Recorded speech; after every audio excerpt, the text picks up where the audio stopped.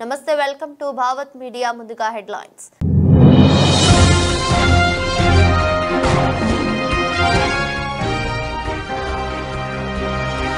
ప్రపంచ యుద్ధం మొదలైంది. ఉక్రెయిన్కు అండగా ఉన్న దేశాలపైన దాడికి వెనకాడు హెచ్చరించిన పుతిన్.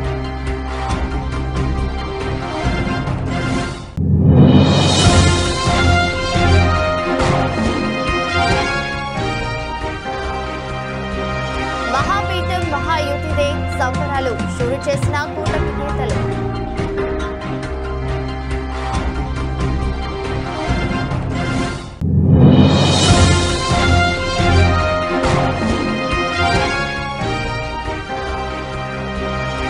హైదరాబాద్ లో డేంజర్ బెల్స్ ప్రమాదకర స్థాయికి గాలి.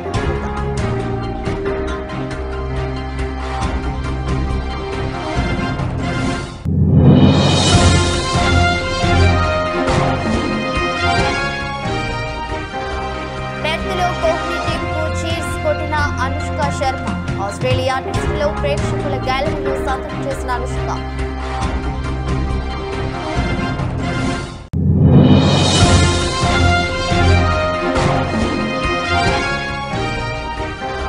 విరూపాక్ష దర్శకులతో నాగ చైతన్య కొత్త సినిమా పోస్టర్ రిలీజ్ చేసిన చిత్ర యూనిట్.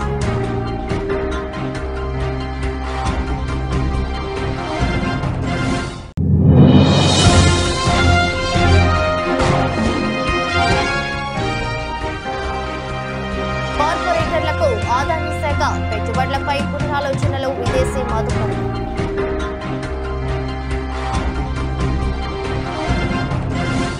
ఉక్రెయిన్తో యుద్ధం ప్రపంచ యుద్ధ స్వభావాన్ని సంతరించుకుందని రష్యా అధ్యక్షుడు వ్లాదిమిర్ పుతిన్ అన్నారు. పాశ్చాత్య దేశాల వల్లే ఈ యుద్ధం తీవ్రతరమవుతున్నదని ఆరోపించారు. ఈ ఘర్షణ మరింత ఉధృతమైతే ప్రతీకార చర్యలు చేపట్టే హక్కు రష్యాకు ఉందన్నారు. ఉక్రెయిన్ కు ఆయుధాలు ఇచ్చే ఘర్షణను ఎగతోస్తున్న దేశాల్లోని సైనిక స్థావరాలపై దాడులకు వెనుకాడేది లేదని స్పష్టం చేశారు. ప్రపంచంలో ప్రస్తుత ఉద్రిక్తతలకు కారణం అమెరికాయేనని పుతిన్ పునరుద్ఘాటించారు. ఇదిలా ఉండగా రష్యా కొత్త బాలిస్టిక్ మిసైల్ ను మోహరించిన నేపథ్యంలో శుక్రవారం జరగవలసిన ఉక్రెయిన్ పార్లమెంటు సెషన్ రద్దయింది. ఉక్రెయిన్ అధ్యక్షుడు జెలెన్స్కీ కార్యాలయం స్టాండర్డ్ సెక్యూరిటీ మేజర్స్ ప్రకారం కార్యకలాపాలను కొనసాగిస్తోంది. తన కొత్త ప్రయోగాత్మక హైపర్సోనిక్ క్షిపణిని ఉక్రెయిన్ పై ప్రయోగించినందుకు రష్యాపై చర్యలు తీసుకోవాలని ప్రపంచ దేశాల నేతలను ఉక్రెయిన్ అధ్యక్షుడు జెలెన్స్కీ కోరారు. నిజమైన శాంతి కోసం రష్యాను ప్రపంచ దేశాలు కోరాలని బల ప్రయోగం ద్వారా మాత్రమే అది సాధ్యమవుతుందని అన్నారు. 2024లో మూడో ప్రపంచ యుద్ధం ప్రారంభమైందని ఉక్రెయిన్ మాజీ military commander in chief Valery జులెన్స్కీ తెలిపారు. ఉక్రెయిన్ యూపీ 100 అవార్డు కార్యక్రమంలో ఆయన మాట్లాడుతూ ఈ యుద్ధంలో రష్యా నియంతృత్వ మిత్రులు పాల్గొంటున్నందువల్ల ఇది అంతర్జాతీయ స్థాయికి విస్తరించిందని చెప్పవచ్చునన్నారు. ఉత్తర కొరియా సైన్యం ఉక్రెయిన్ ముందు నిలిచిందని, ఇరానియన్ షాహీదీస్ బాహటంగానే ఉక్రెయిన్ ప్రజలను చంపుతున్నారని తెలిపారు. చైనా ఆయుధాలు యుద్ధంలో కనిపిస్తున్నాయని చెప్పారు.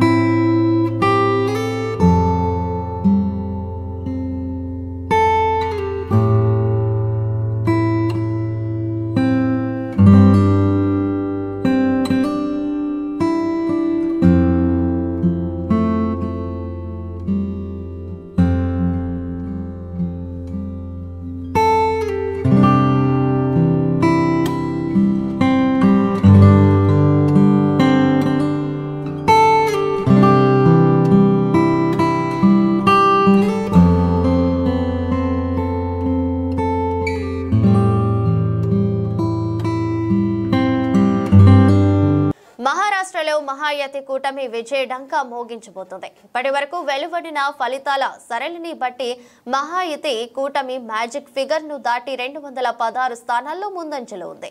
మరో 4 స్థానాల్లో గెలుపు ఖరారైంది. ఇక ప్రతిపక్ష మహా వికాస్ అఘాడీ కూటమి కేవలం 52 స్థానాల్లో మాత్రమే ముందంజలో కొనసాగుతుంది. ఈ నేపథ్యంలో మహాయుతి కూటమి నేతలు సంబరాలు షురూ చేశారు. సీఎం ఏక్నాథ్ షిండే, డిప్యూటీ సీఎంలు దేవేంద్ర ఫడ్నవీస్, అజిత్ పవార్, ఇతర కీలక నేతల నివాసాలు, పార్టీ కార్యాలయాల వద్ద సందడి వాతావరణం నెలకొంది. కార్యకర్తలు ఢోలు వాయిస్తూ పటాసులు కాలుస్తూ సందడి చేస్తున్నారు. ఒకరికొకరు మిఠాయిలు తినిపించుకుంటూ గెలుపును సెలబ్రేట్ చేసుకుంటున్నారు. ఇందుకు సంబంధించిన వీడియోలు ప్రస్తుతం వైరల్ అవుతున్నాయి.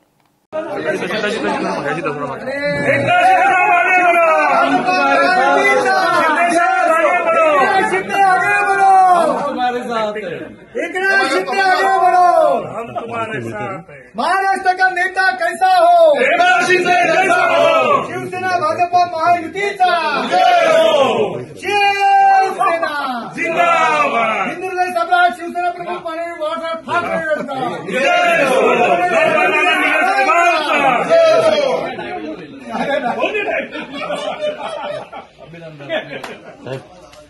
लाडकी बहीण योजनेचा దేశ రాజధాని ఢిల్లీలో వాయు కాలుష్యం పెరిగిపోవడంతో తెలుగు రాష్ట్రాల ప్రభుత్వాలు అప్రమత్తమయ్యాయి. కాలుష్య కోరల్లో చిక్కుకోకుండా కసరత్తు ప్రారంభించాయి. వాతావరణంలో అనూహ్య మార్పులతో ఆంధ్రప్రదేశ్, తెలంగాణ ప్రభుత్వాలు కీలక నిర్ణయాలు తీసుకుంటున్నాయి. ఆయువు పోస్తున్న వాయువు స్వచ్ఛత కోసం ప్రభుత్వాలు కసరత్తు చేస్తున్నాయి. ఢిల్లీలో రోజు రోజుకి వాయు నాణ్యత క్షీణిస్తుండటంతో ప్రజలు తీవ్ర ఇబ్బందులు పడుతున్నారు. అలాంటి పరిస్థితులు ఇక్కడ రాకముందే మేల్కోవాలని ఎక్స్పర్ట్స్ సూచిస్తున్నారు. హైదరాబాద్ లోనూ వాయు కాలుష్యం పెరుగుతోంది. గాలి నాణ్యత ప్రమాదకర స్థాయిలో ఉన్నట్లుగా తెలుస్తోంది. గత వారంతో పోలిస్తే వాహనాల సంఖ్య పెరగడం, జనావాసాల్లోకి పారిశ్రామిక కేంద్రాలు రావడంతో పొల్యూషన్ ఒక్కసారిగా పెరిగింది. హైదరాబాద్ నగరంలో పలు ప్రాంతాల్లో గాలి నాణ్యత ఇండెక్స్ ప్రమాదకర స్థాయికి చేరింది. అత్యధికంగా సనత్ నగర్ లో 225 AQI గా నమోదైంది. బొల్లారంలో 121, పటాన్చెరులో 168, జూ పార్క్ ఏరియాలో 166 గా నమోదైంది. ఇక ఉదయం 7 గంటల సమయంలో సనత్ నగర్ లో 185, సికింద్రాబాద్ US కాన్సులేట్ లో 183, బహదూర్పుర 163, పాస మైలారం 166, పటాన్చెరులో 165గా AQI నమోదైంది. దేశ రాజధాని ఢిల్లీలో వాయు కాలుష్యం ఉక్కిరిబిక్కిరి చేస్తుంది. ఈ నేపథ్యంలో దేశంలోని ప్రధాన నగరాల్లో కూడా చాలా ప్రమాదకర స్థాయిలో వాయువు నాణ్యత ఉన్నట్లుగా చెప్తున్నారు. హైదరాబాద్ లో రానున్న రోజుల్లో వాయు కాలుష్యం మరింత పెరిగే ప్రమాదం ఉన్నట్లుగా నిపుణులు హెచ్చరిస్తున్నారు. నగరంలోని 10 ప్రాంతాలకు సంబంధించి చూసుకుంటే సనత్ నగర్ లో ఎయిర్ క్వాలిటీ ఇండెక్స్ ప్రతిరోజు 225గా నమోదవుతోంది. ఇప్పటికే దేశ రాజధానిలో వాయు నాణ్యత రోజు రోజుకి క్షీణిస్తున్న పరిస్థితుల్లో అక్కడి ప్రజలు తీవ్ర ఇబ్బందులు పడుతున్నారు. ప్రాణాలు అరచేతిలో పెట్టుకుని గడిపే పరిస్థితులు ఏర్పడ్డాయి. ఇంటి నుంచి బయటకు వచ్చేందుకు భయపడే పరిస్థితి ఉంది. హైదరాబాద్ లో వాహనాల సంఖ్య రోజు రోజుకి పెరిగిపోతుంది. దీంతో నగరంలోనూ వాయు నాణ్యత క్షీణిస్తుంది. గత 10 ఏళ్లతో పోల్చుకుంటే గడిచిన 2 ఏళ్లుగా హైదరాబాద్ నగరం కూడా ప్రమాద గంటికలు మోగించే అవకాశం ఉన్నట్లుగా నిపుణులు హెచ్చరిస్తున్నారు. ఇప్పటికే ఢిల్లీతో పాటు దేశంలోని ప్రధాన నగరాల్లోనూ డేంజర్ బెల్స్ మోగుతున్నాయి. ఈ పరిస్థితుల్లో తెలంగాణ సర్కార్ అలర్ట్ అయింది. రానున్న రోజుల్లో కాలుష్య తీవ్రతను తగ్గించేలా అడుగులు వేస్తోంది. కార్బన్ ఉద్గారాల సంఖ్య తగ్గించేందుకు కసరత్తు చేస్తుంది. ఇందులో భాగంగా ఈవీలను ప్రోత్సహించేందుకు ప్రభుత్వం ప్లాన్ చేస్తోంది.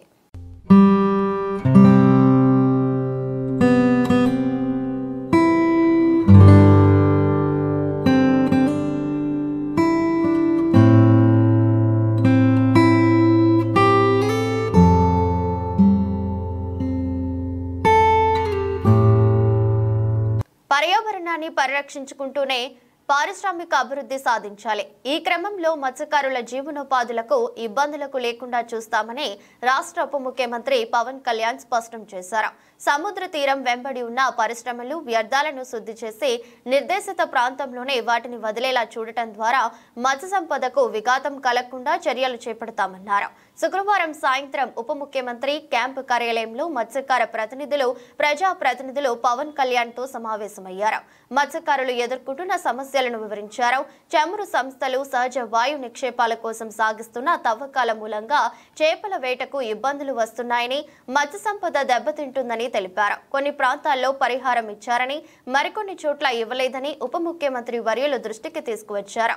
మత్స్యకారులకు గత ప్రభుత్వంలో సబ్సిడీలు కూడా సక్రమంగా అందలేదని తెలిపారు. ఉప ముఖ్యమంత్రి పవన్ కళ్యాణ్ మత్స్యకార ప్రతినిధులు తెలిపిన సమస్యల పరిష్కారానికి కూటమి ప్రభుత్వం తగిన కార్యాచరణ సిద్ధం చేస్తుందన్నారు. చమురు కంపెనీల నుంచి ప్రభావిత ప్రాంతాలు అన్నింటా పరిహారం అందేలా చూస్తామని, అధికారులతో సమీక్ష చేపడతామని తెలిపారు.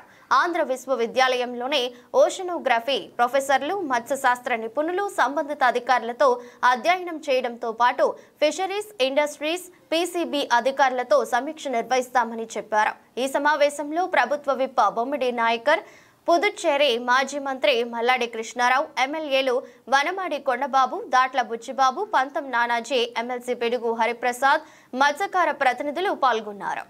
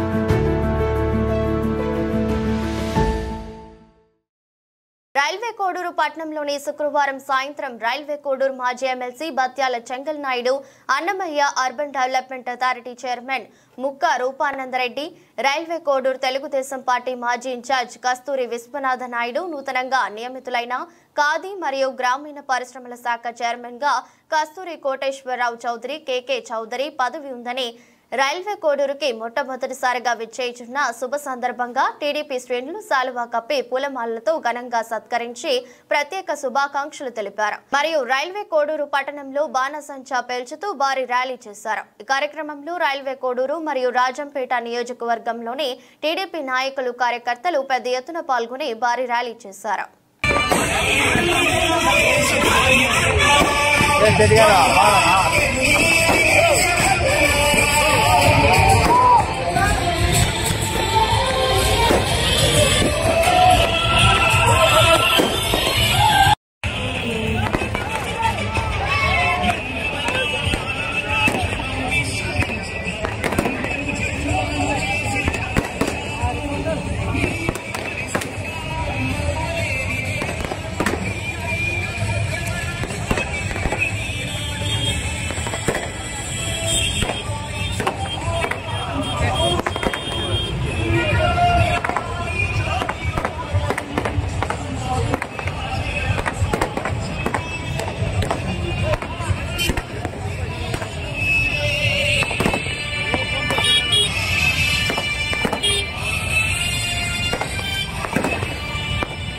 సిద్దిపేట జిల్లా గజ్వేల్ పట్టణంలో సిద్దిపేట జిల్లా బీజేపీ అధ్యక్షులు గంగాడి మోహన్ రెడ్డి మీడియా సమావేశంలో మాట్లాడుతూ కాంగ్రెస్ ప్రభుత్వం 1 సంవత్సరం పూర్తి చేసుకుంది. రేవంత్ రెడ్డి ఎన్నికల్లో ఇచ్చిన హామీలు అమలు చేయడంలో పూర్తిగా విఫలమైంది. 1-2 ప్రారంభించిన గ్యారంటీ అమలు చేయలేకపోయింది. గత బీఆర్ఎస్ ప్రభుత్వ పాలన ఏ విధంగా ఉందో అదే విధంగా కాంగ్రెస్ పాలన ఉంది. కొనుగోలు కేంద్రాలు ఇంతవరకు ప్రారంభించాలనే లేదు. రైతులు 25%కు పైగా దళారులకు అమ్మేసుకున్నారు. 500 బోనస్ ఇస్తానన్న హామీ ఇవ్వలేదు. మహిళలకు ఇస్తానన్న హామీ, కళ్యాణ లక్ష్మి, తులం బంగారం ఇస్తానన్న రేవంత్ రెడ్డి ఇంతవరకు ఇవ్వలేదు. మోదీ ప్రభుత్వంలో దేశాన్ని ముందుకు తీసుకెళ్తే రాష్ట్రాన్ని రేవంత్ రెడ్డి వెనక్కి తీసుకెళ్తున్నారు. ఈ కార్యక్రమంలో బీజేపీ రాష్ట్ర నాయకులు ఎరుపుల వెంకటరమణ, పుదారి నందన్ గౌడ్, ఎల్లు Rama Reddy, BJP Medak parliament co convener Nalagama Srinivas, BJP Siddipet జిల్లా ఉపాధ్యక్షులు కుడికియాల రాములు, బీజేపీ ఎస్సీ మోర్చా అధ్యక్షులు శివకుమార్, సిద్దిపేట జిల్లా కార్యదర్శి శశిధర్ రెడ్డి, గజ్వేల్ పట్న అధ్యక్షులు దేవులపల్లి మనోహర్ యాదవ్, మండలాల పంజాల అశోక్ గౌడ్, రామ్ రెడ్డి, బాల్ రెడ్డి, సంపత్ రెడ్డి, ఐలయ్య యాదవ్, మన్నే శ్రీనివాస్, నీల సత్యం, అసెంబ్లీకు కన్వీనర్ సురేష్, నాయకులు కోదండం శ్రీనివాస్ రెడ్డి, కట్టా భాగ్యలక్ష్మి, పెండ్యాల శ్రీనివాస్, నాయని సందీప్, నాయకులు, కార్యకర్తలు తదితరులు పాల్గొన్నారు.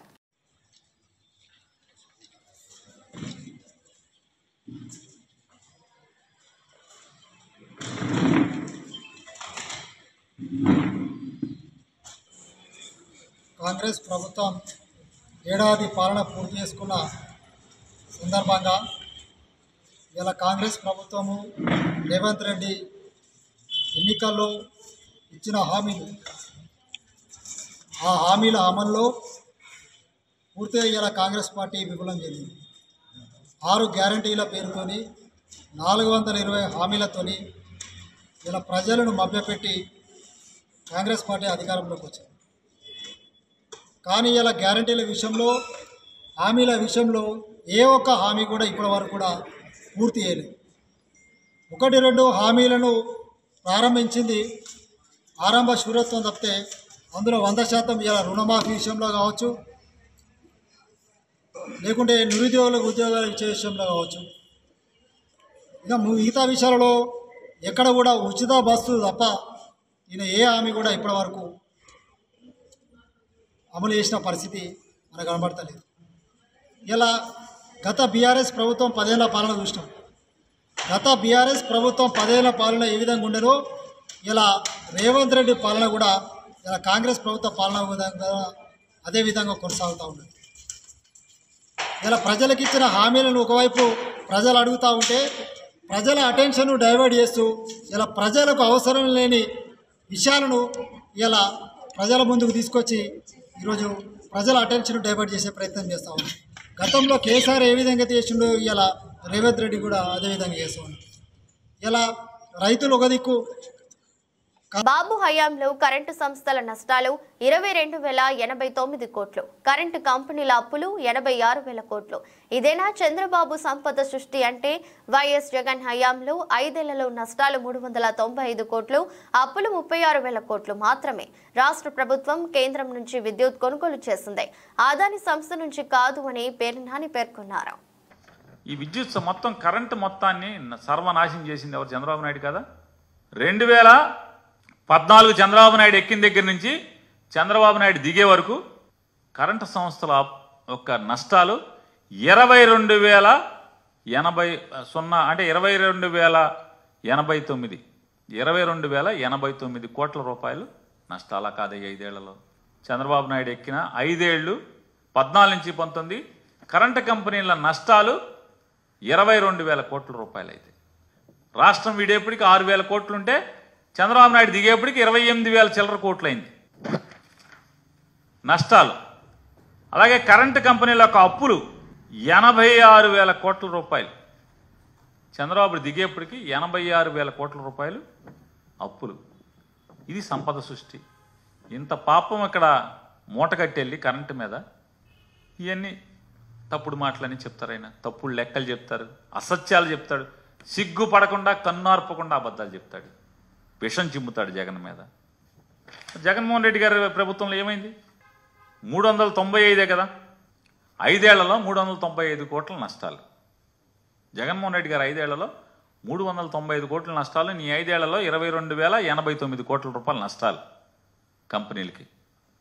నీ 5 ఏళ్లలో 56,000 కోట్ల అప్పులైతే కరెంటు కంపెనీలు.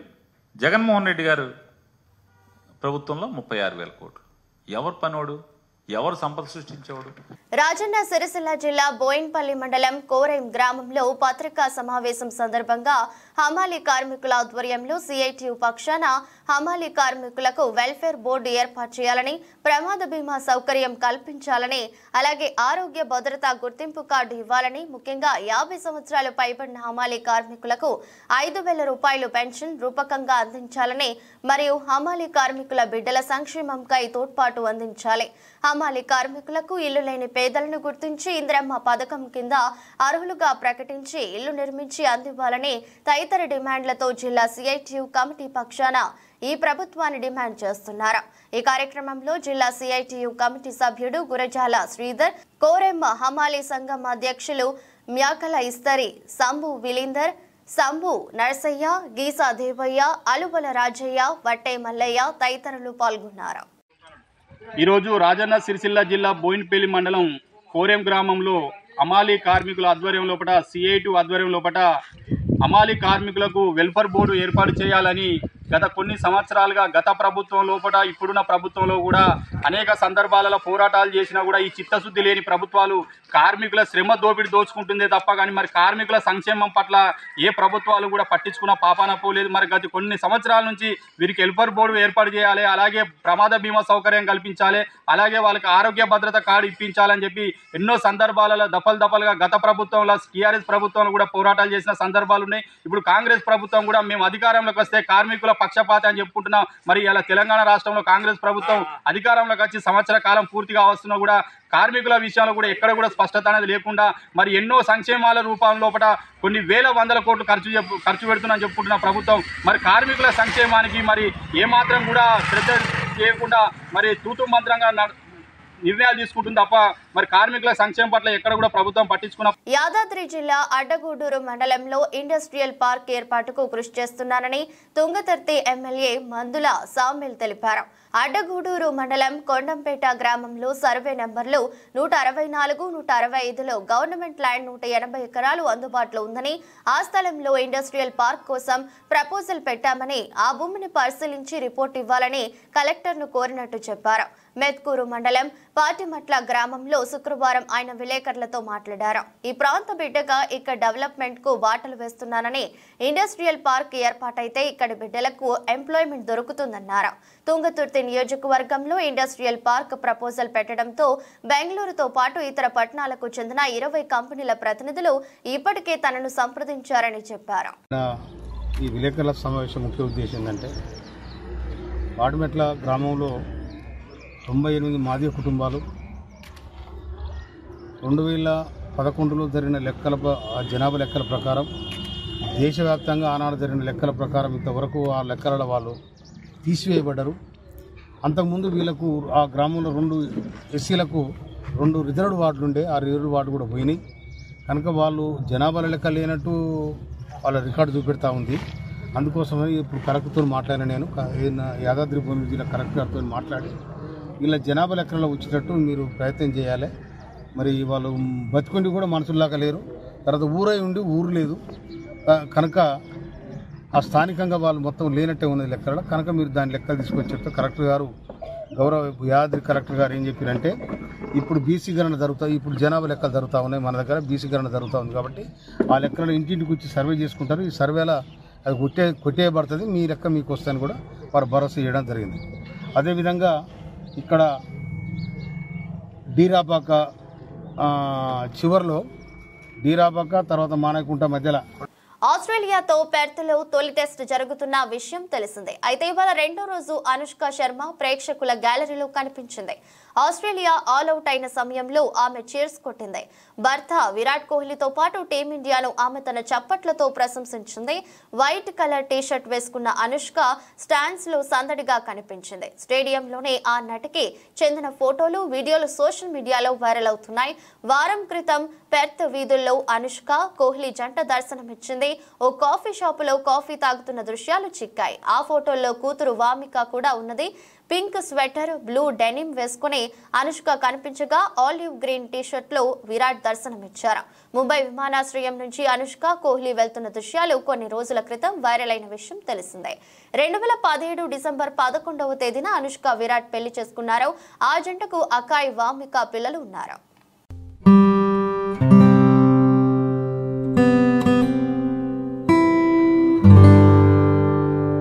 కింగ్ అక్కినేని నాగార్జున తనయుడిగా ఇండస్ట్రీలో అడుగుపెట్టిన తనకంటూ ఓ ప్రత్యేక గుర్తింపు తెచ్చుకున్నాడు అక్కినేని నాగ చైతన్య.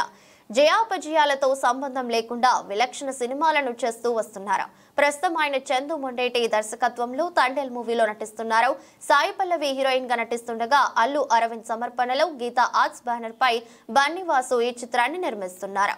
కాగా నేడు నాగ చైతన్య బర్త్డే. ఈ సందర్భంగా ఆయన నటించనున్న కొత్త సినిమాకు సంబంధించిన అప్డేట్ వచ్చింది. నాగ చైతన్య కెరీర్ లో 24వ సినిమాగా ఈ మూవీ తెరకెక్కనుంది. విరూపాక్ష ఫేమ్ కార్తిక్ దండు దర్శకత్వంలో ఈ సినిమా రూపుదిద్దుకోనుంది. మైథలాజికల్ థ్రిల్లర్ తెరకెక్కనున్నట్లు చిత్ర బృందం తెలిపింది. వెంకటేశ్వర సినీ సుకుమార్ రైటింగ్స్ సంయుక్తంగా ఈ చిత్రాన్ని నిర్మిస్తున్నాయి. ఈ విషయాన్ని తెలియజేస్తూ చిత్ర బృందం ఓ పోస్టర్ ను పంచుకుంది. ఈ పోస్టర్ లో ఒక అద్భుతమైన కన్ను ప్రతీకతో పాటు రాక్ క్లైంబింగ్ టూల్స్ తో ఓ పర్వతంపై నిలబడి ఉన్న నాగ చైతన్య కనిపించారు. ఈ పోస్టర్ ఆకట్టుకుంటుంది. భారీ బడ్జెట్ తో తెరకెక్కనున్న ఈ మూవీ షూటింగ్ డిసెంబర్ లో ప్రారంభించనున్నట్లు చిత్ర బృందం తెలియజేసింది. అజనీష్ లోక్నాథ్ సంగీతాన్ని అందిస్తున్నారు. ఈ మూవీలో ఇంకా ఎవరెవరు నటిస్తున్నారు అనే విషయాలను త్వరలోనే వెల్లడించనున్నట్లు చిత్ర బృందం తెలిపింది.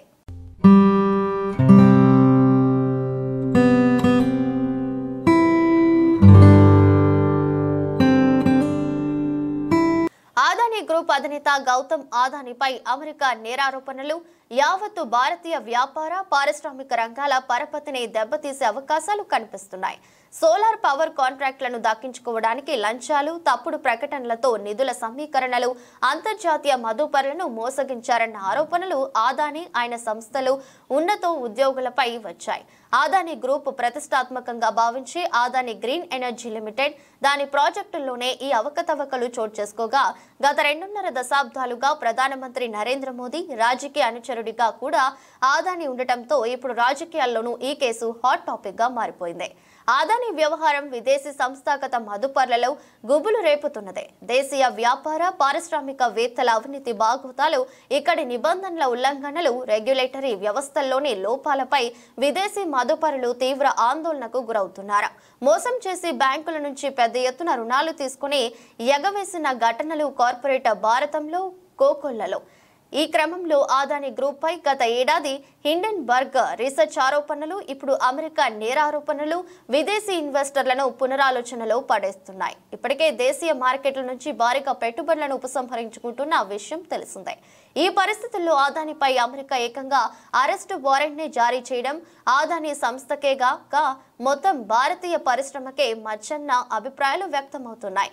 ఇది ఇలాగే కొనసాగితే అంతర్జాతీయ మార్కెట్లో భారత్ పై విశ్వాసం సన్నగిల్లడం ఖాయమన్న ఆందోళనలు గట్టిగానే వినిపిస్తున్నాయి.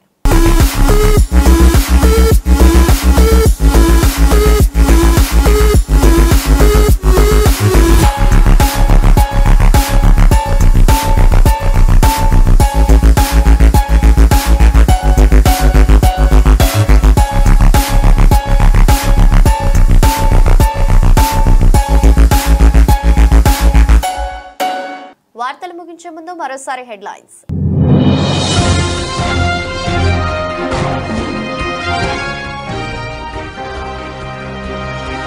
ప్రపంచ యుద్ధం మొదలైంది. ఉక్రెయిన్ కు అండగా ఉన్న దేశాలపైన దాడికి వెనకాడు హెచ్చరించిన పుతిన్.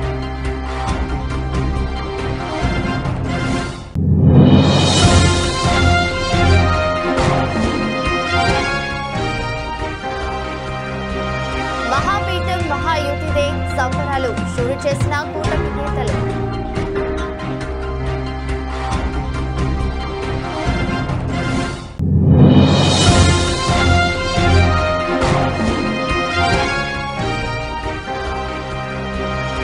హైదరాబాద్ లో డేంజర్ బెల్స్ ప్రమాదకర స్థాయికి గాలి.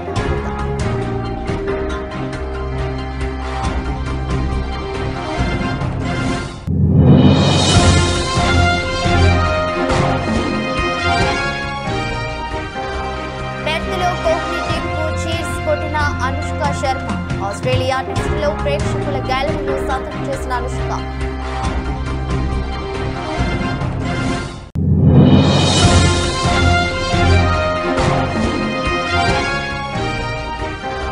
విరూపాక్ష దర్శకుడితో నాగ చైతన్య కొత్త సినిమా పోస్టర్ రిలీజ్ చేసిన చిత్ర యూనిట్.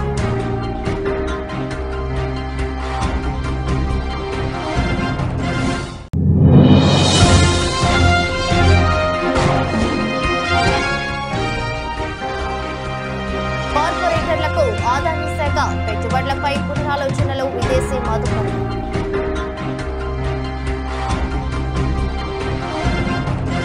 ఇదరస్ట్ బులెటిన్ మరో బులెటిన్లో మళ్ళీ కలుద్దాం. అంతవరకు సెలవు. నమస్కారం.